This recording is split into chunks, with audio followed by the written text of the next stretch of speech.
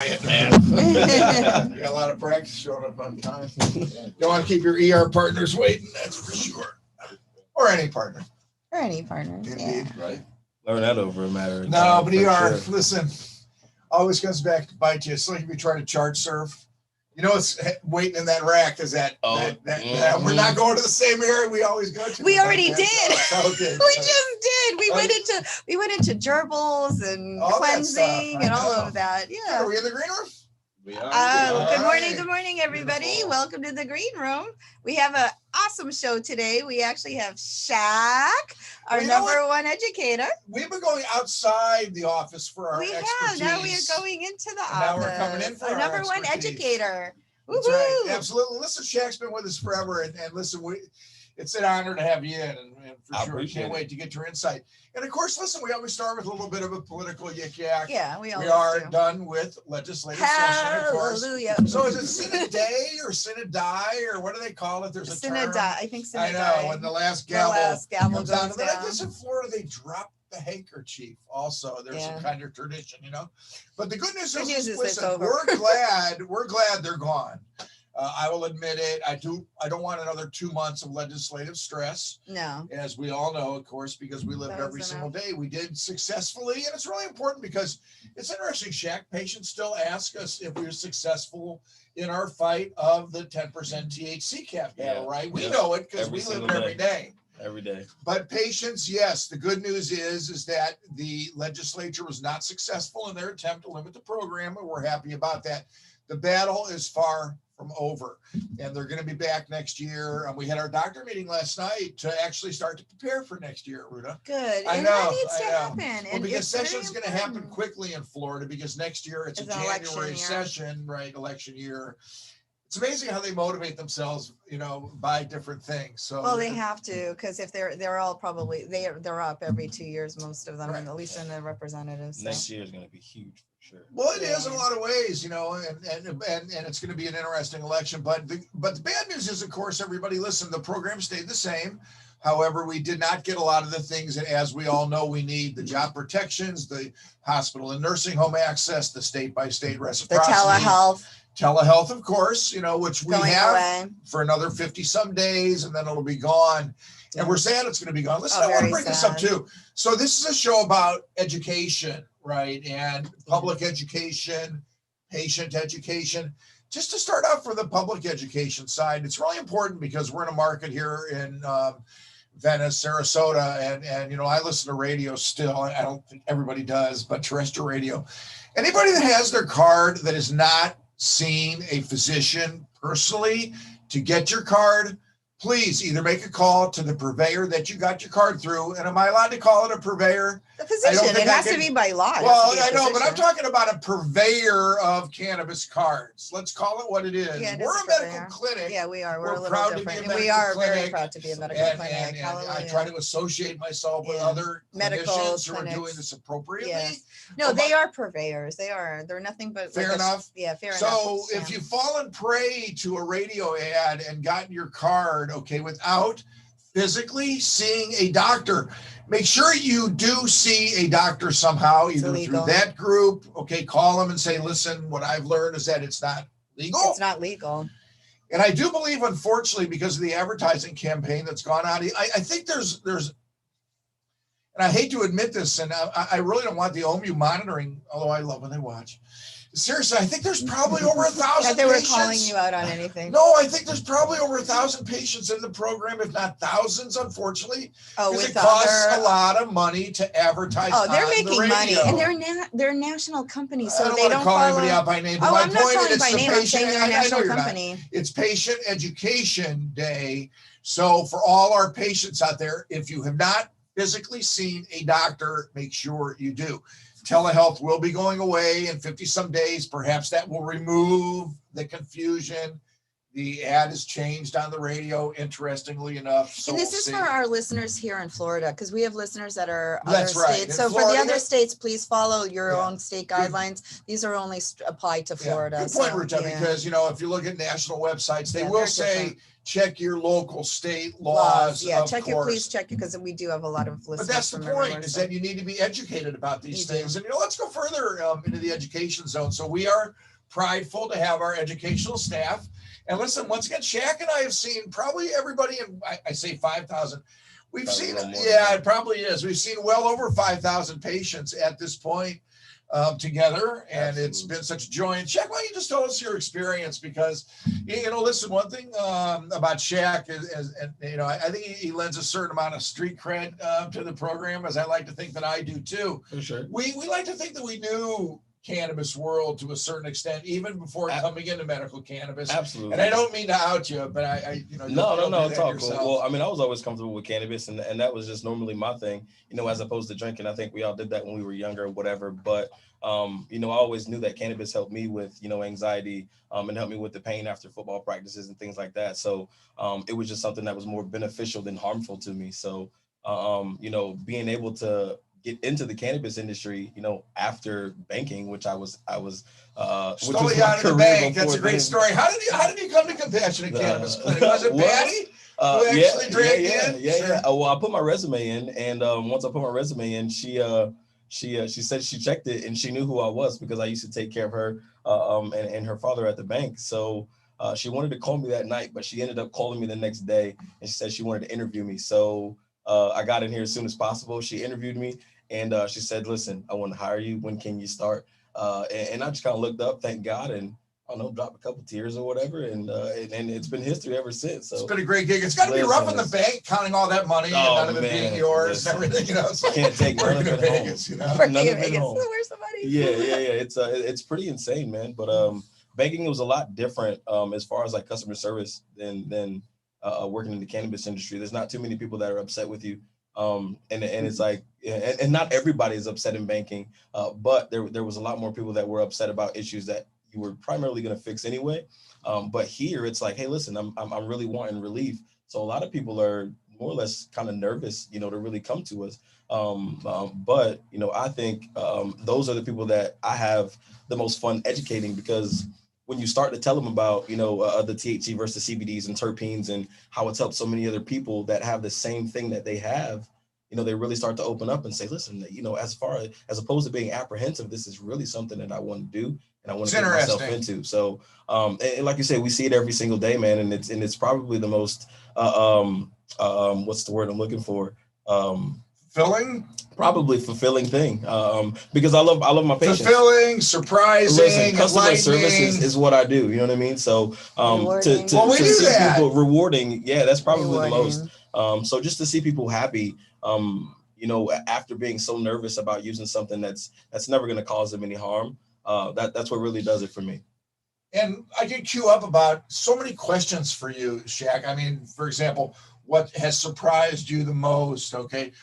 What type of patient gives you the most pleasure? Because as you know, we have and it's always a Graham Awesome. How would it be, Graham? Absolutely. Do be one, you know, Absolutely. Never done patient. It's right? always our do be ones. But then we have our guys coming in off the street, as you know, that have used cannabis for a long time. Who are very comfortable. They dig in, but they're comfortable with THC. Yeah, and that's primarily it. So we really have to talk to them. others. Well, and they don't, not that they just don't know THC. They don't know topical. They don't know tinctures. They don't know, you know, edible. They know edibles for the most part, but some of them haven't tried them. So they don't know how it's really going to affect them and how well, you know, it affects them as opposed to just smoking cannabis. So for me, it's all the different routes of administration and just giving, you know, not just D1s, but people who are also comfortable with cannabis, the education. And Shaq's got a great sense of humor, you know, so we kind of play off each other all day. He's also a Giants fan, of course, man, you know, and I've got my Browns, you know, for sure. I see what's on the just quickly for our audience, you have a great opportunity. You actually have a patient educator who has seen over 5,000 patients. If you guys have any questions out there, if you're nervous if you just have some general questions, a specific question that applies to you, please text. We'll read them on the air. We won't mention your name, obviously, but we'll just text. We'll actually read out the question. So if you have any, please shoot away and text away, and we'll check them because we are live, and you'll have Shaq answer those questions for you. I just wanted to let everybody know. For that. sure. Yeah. And really one of the joys of the practice is the ongoing relationship that we develop, with our patients. Oh man, And, right? It's awesome. It's It awesome. is. Like I said, for me, it's like seeing a D1 patient for the first time, somebody who's never used cannabis a day in their lives, and then seeing them come back in 6 months, or even seeing them come back for their office visit in 2 months, and seeing the quality of life change that they've had. For me, that's You can't make up the stories. You can't. We kind of get used to it every day, and we like to say, and it always comes down to a Seinfeld joke somehow, but we don't like to yada yada anybody's results, but we get so used to it, Yeah. And I say it, at least 4 or 5 times a day. Hang on, I want to turn on the camera over my shoulder and the camera over the patient's shoulder, Right. so that we can chronicle these patient stories that I know you hear every day. Absolutely. And like I said, we get so used to them. Yeah. For me, it's like we do get used to them, but every time I hear it in a different person, and I hear the quality of life in a different person, it still brings me like that same amount of joy, obviously. You know what I mean? And it's like that joy never goes away, because it's like that's another person that you're giving relief to, and not having to use the pharmaceutical narcotics that they're using. And they pass it on to their friends and their family. Yeah, that well, it's like you said, like if you get good because service somewhere, you're going to go tell, 2 or 3 people, 4 or 5 people. If you get bad service, you're going to go tell 10 or 12 people. You know what I mean? So it's like when you really get relief with something like this, it's like, you know what? I need to go and tell my whole neighborhood. And not to hip and betray, and I don't think Shaq will mind. I think most people know that you're a diabetic, of course, and absolutely, and insulin dependent diabetic. A lot of patients know. Well, they do, and I think that humanizes, you very much like, my sister always says, get that eye fixed. I got Graves' disease, and this and that. And I said, you know what, to a certain extent, when I develop some health conditions, and I can't say I'm going to be 65 in May anymore. No, it's May. It's May. May. You're going to be 65. We all know you're going to be 65. I think we've all known. We'll have a special. We'll have a special day. It's like we can't wait to get past it. 17 days and counting. And counting. But my point is, you develop some of your own, absolutely. Illnesses or diseases or conditions or whatever it is. I think it humanizes you to that extent. And I think it's one of the things that all of my educators and my staff really try to bring, to the table. You saying we all have issues? No. Listen, I don't know what one of us does. Human being. No. Right. So continuing with the educational focus. Don, do you have any of those slides that? Which one would you like? Go ahead and pop up the Cannabis one. So if you talk about education, it's important. So we're talking about patient education a little bit. Let's talk about public education. So something hit the, Twitter and Facebook and social media zone. Oh God, that goosebump. Yeah, that was horrible. Oh my God. But listen, there's mixed opinion on it. So what you're looking at, everybody, is a marketing campaign out of California for a decarboxylated cannabis powder. So looks like it's basically cocaine. Activated. Well, it does look like cocaine, and it's sold with a spoon and a card, sold in a little vial, and to me it was offensive to the extent of really working contrary to the public message that we want to deliver, which is cannabis as medicine. Believe it or not, there's actually some that don't see the huge problem with it. You got the next one, Don? Let's see, which one? So the Xanax bars. Okay. So here in Florida, here in Florida, and I don't know if Vitacan, I don't know if this will ever hit the shelves or not, but Vitacan has developed a 4-part tablet, 20 milligrams of, once again, decarboxylated, ready to go THC, that looks like what is called Xanax bars. Now, I guess the reason that the Cannabis is a little bit more offensive to me personally than the Xanax bars is that in my generation, abuse was cocaine, spoon, this, that, whatever. Absolutely. I kind of miss the Xanax bars phase, but hang on, but as an ER doctor, you're an ER doctor. As an ER doctor, of course we knew they were out there and everything, but it really wasn't a part of the abuse of my generation. No, I agree. But I know that you have lost people Oh, in man. your life, to all of it, Absolutely. narcotics, the benzodiazepines, of course, or whatever. So Yeah, anyway, drug overdoses, the yeah. point is that what we're working so hard to do here in medical cannabis world is to bring cannabis to the fore as the medicine that it is. We recognize social use, legal adult use. That's a different battlefield for us. This makes our job a little bit tougher on our battlefield because we have so many people at the level of making laws and making policy that it just delegitimizes what we do. What we do, because we still have, there's that stigma is still out there, and we heard it in the legislature this session. There are certain representatives that are like, this is like a gateway drug, and now all of a sudden you have these things that are looking like cocaine. It's not good. It's very not a bad good for the look industry. cannabis It's not at for the all, cannabis at industry. all. Horrible. To be Horrible. fair, and I read through all the debates, this, that, whatever. Some people feel that this may help cocaine addicts, okay? Because hang on, it's a similar motion, this, that, whatever. There's others. Yeah, that but the feel, argument can be the vice versa. Like all of a sudden, if they're so comfortable with that, their next move is going to be cocaine, and that's Exactly. even worse. So I like, agree. yeah. But the same thing with like, Mhm. alcohol abuse. People come to us when they abuse alcohol, but if they're abusing other, substances like cocaine, they could also come and see us. This may not be their drug of choice, but if it helps them, if it's beneficial, I think everybody should try to use, some form of cannabis.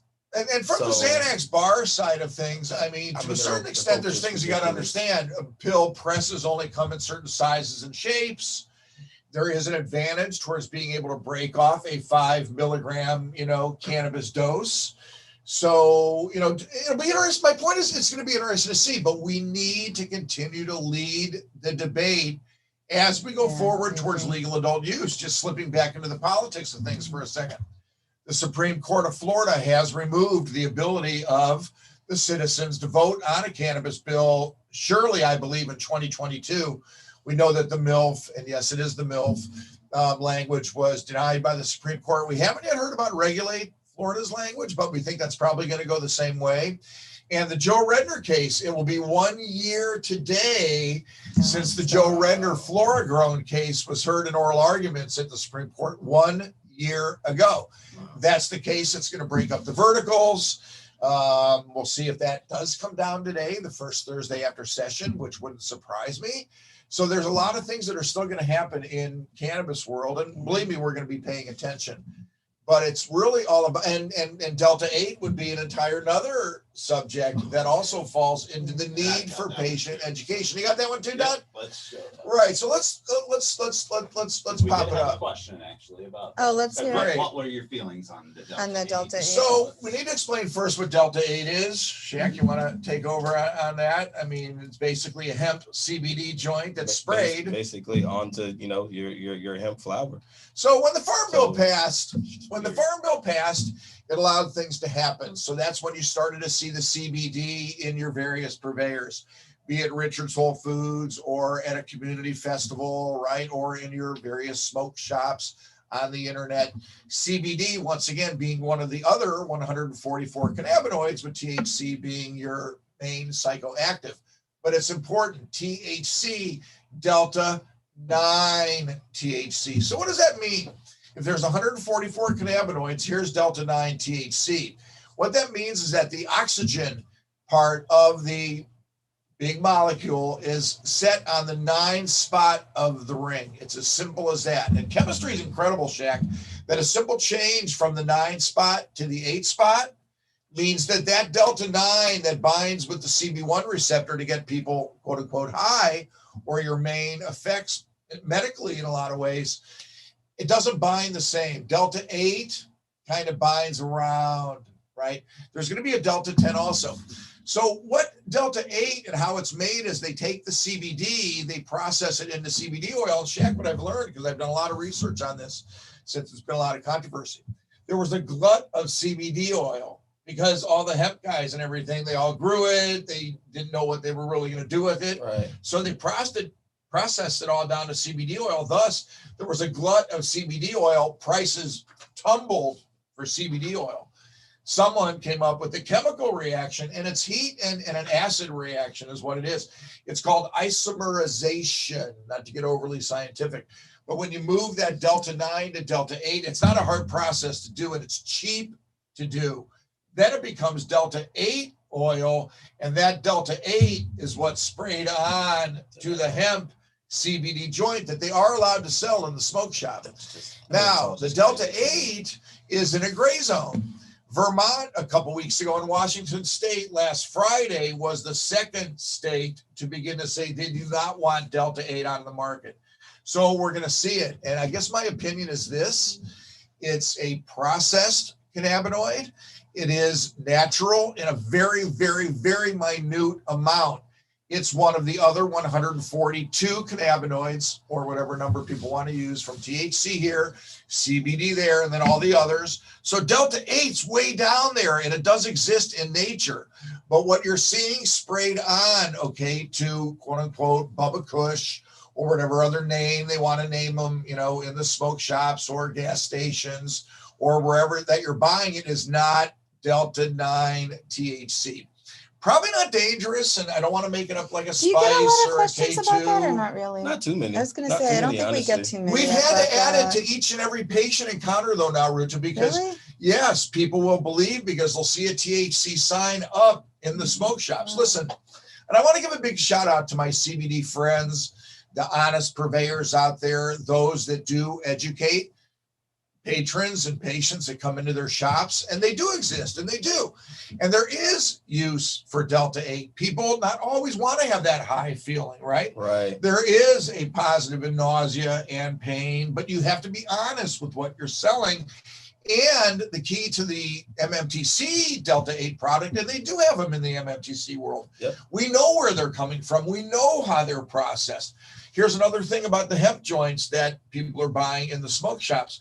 They're probably not below the 0.3% THC that they're supposed to be, because really nobody's testing them.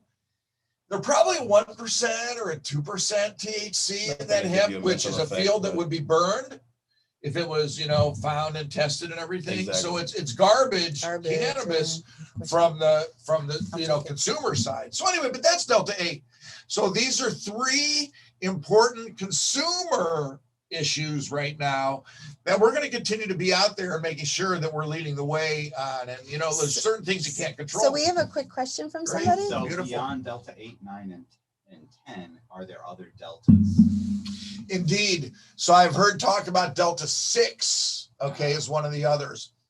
And I think the question is, it leads into the discussion of all of the cannabinoids. So in Israel, Dr. Meshulam right now in a group called EPM, they're manufacturing synthetic cannabinoids. Scary to some, and surely for those that are full plant entourage doctors, we're cautious of that. But on the other hand, they may come upon some compounds that work with the endocannabinoid system, those receptors, that are unbelievable, you know, and we know that there in general should never be a overdosage to catastrophic consequence, because those receptors don't work that way. So I don't mind them necessarily working outside the bounds right now, looking for new scientific discoveries. You know, and Shaq, you'll be around much longer than I to, and seriously, with the diabetes and everything, listen. And So what's the number one, well, I want to hear a little from Shaq. Please. So what's the number one thing that most DB1s come in asking you? Like, is it just because they're nervous and they want to try something, or what's of the nervousness? It's of am I going to get high?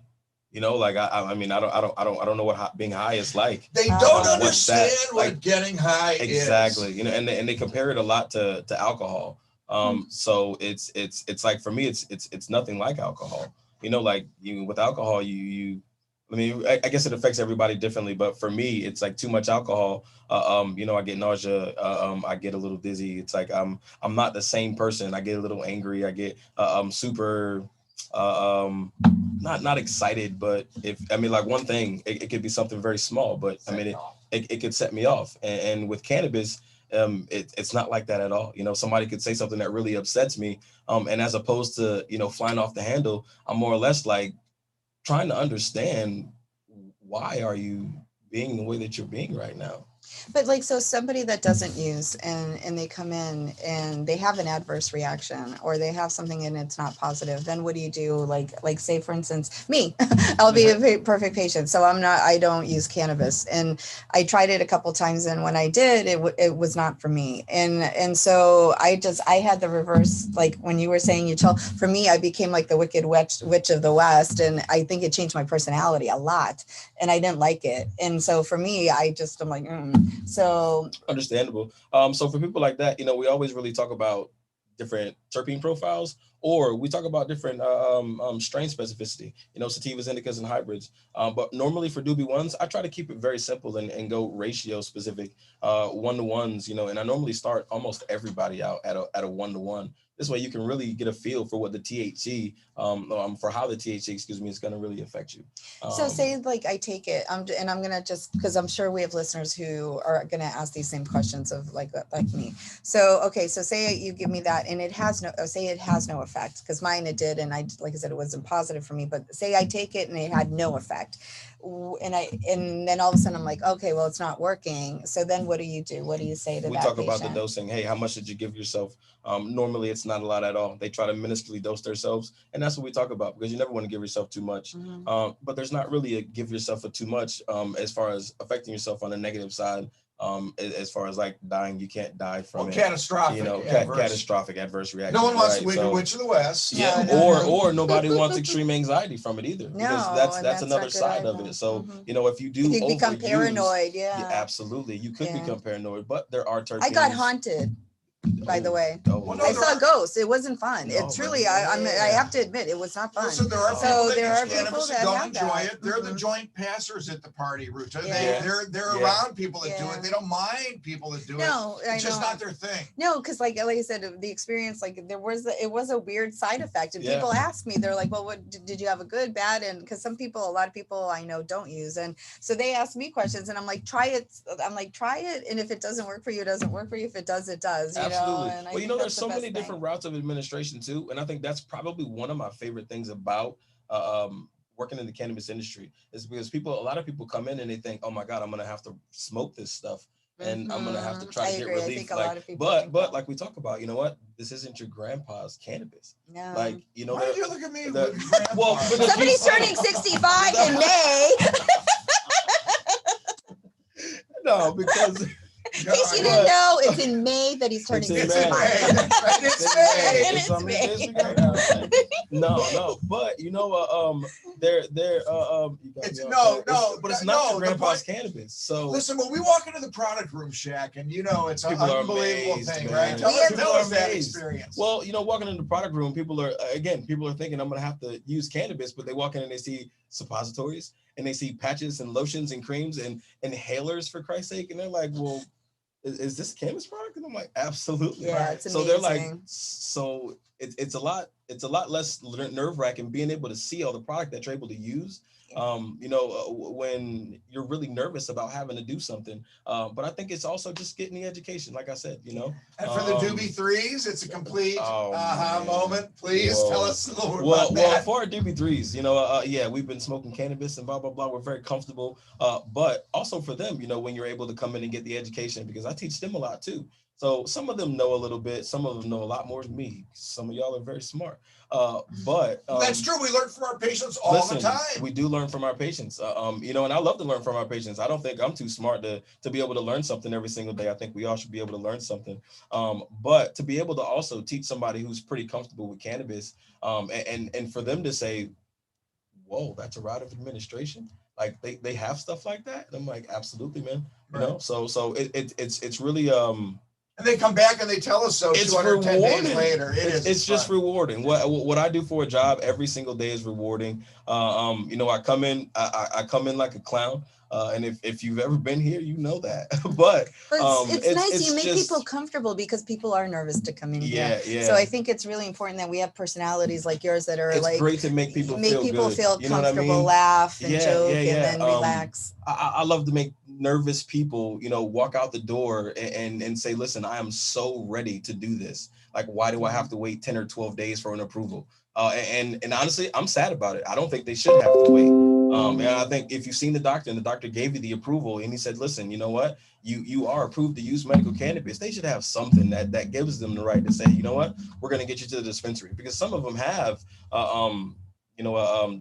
detrimental cancers, things like Yeah, that. they So have bad conditions. you know, it's for those people, man. Like, we really need to get them to the dispensary, and not that 10 or 12 days makes a crazy difference. But it does if you're in a massive pain. It does. You know what I want mean? relief. But and exactly, you're you know, for looking people who it, want relief and need that relief, they need it right away. They do. And I think having to wait 10 or 12 days is, that's rough. But Especially when you get excited about it. You know? I credit my staff for making sure that everything gets done before the patient leaves. Everything's so And smooth. everything- Man. well, we you know, have a very smooth office. Well, for the patient. For the patient, yeah. Listen, we take the bumps and stuff, but we Yeah. do it for you guys. Listen, and we talk about it every single day. The whole team, man. All those girls, they're great. Yeah. They're phenomenal. They do a lot more than I do.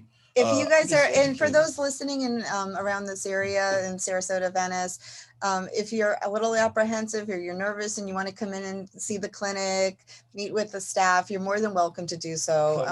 Come and see us, and if you like it, then we're a very open door cannabis clinic. I know that we got the whole COVID going on, but Yes. we used to do obviously patient support groups. So like, Right. how would we even Sure. be able to work out like a patient support group doing maybe a 25% capacity or doing something? I don't know. People might have to sign we up have or the something Zoom. like We that. can have, but we want our patients back. We want our patients back. I think, you know what, I think we're We love to see all people, wanting to so- see our patients back in the Yeah. office. I think, telemed's good, but the connection is not quite the same. I miss showing off the product room. You know, I we miss have the an cannabis amazing dispensaries product coming here. room. The medical marijuana treatment centers, man. Everybody coming here. Everybody showing face. Just listen. It's always all love when all the there's patients going to be and some more everybody gets players, together. in the MMTC world. I It's can't interesting. wait, We're almost up man. to 600,000 actually. Oh, that's There's good. more. I know, it's crazy. And for those that don't know, Happens so we fast. we have a really unique clinic, and we do have what's called a product room. So when you walk in there, it's a big room, and we actually have all the medical dispensary products lined up and on display, and each one, so you'll see what Move has, what Truly, what all of them have. So this way you can get an idea, and it's actually nice, so you don't have to go into the medical marijuana dispensaries to see kind of what the products look like. So again, we have an open door policy. If you want to come take a look, it gives you a whole other idea of what a medical cannabis clinic looks like and what the products look like, and it'll make you feel a lot more comfortable for those who are apprehensive. And like I said, I know you see a lot of those doobie ones, and we actually have a calming room too. So if you're really nervous and you're really tense, we have they send me there at least once a day. Yeah, we have salt. It's a salt room, and you relax, and we all need it. And so even for our patients, if you're nervous and scared or whatever, you can come on in, and we'll take you into the chill room and relax a little bit. And then, Shaq or someone will come and talk to you, and then Dr. Barry, of course. So it's a very unique setup. It's smooth. We run like silk most days.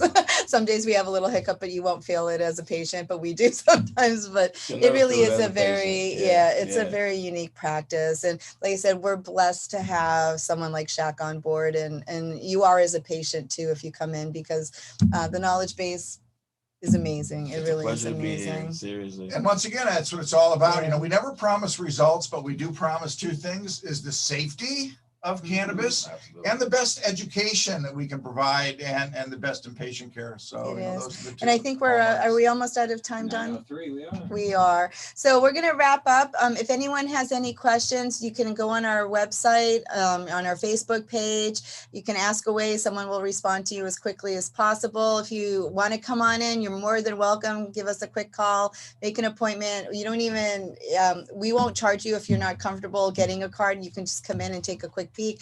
Obviously we're still in COVID, so you'll need a little mask, but you come on in, we'll check your temperature.